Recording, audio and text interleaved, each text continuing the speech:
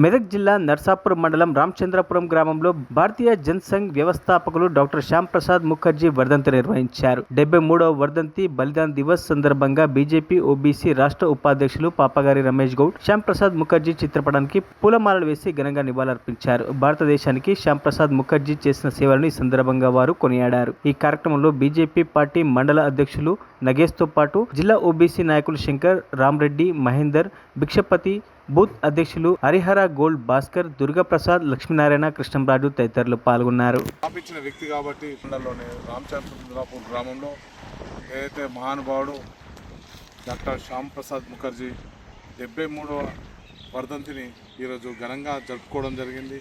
అట్లాగే ఆయనను తిరస్మయంగా గుర్తుంచుకోవడానికి కూడా మొక్కలు నాటడం జరిగింది. ఏదైతే ఆయన ఆ రోజున విద్యావేత్త, జనసంఘం స్థాపించిన వ్యక్తి కాబట్టి ఆయనను మహానుభావుడు ఆ రోజు ఈ దేశం కోసం, ఈ దేశం అభివృద్ధి కోసం ఆయన ఆ రోజు బలిదానం చేసుకున్నాడు. కాబట్టి ఈరోజు శ్యామ్ ప్రసాద్ ముఖర్జీ బలిదాన దినోత్సవంగా భారతీయ జనతా పార్టీ కూడా ఈరోజు దాన్ని పెద్ద ఎత్తున రాష్ట్ర వ్యాప్తంగా, దేశవ్యాప్తంగా కూడా ఈరోజు చేయడం జరిగింది.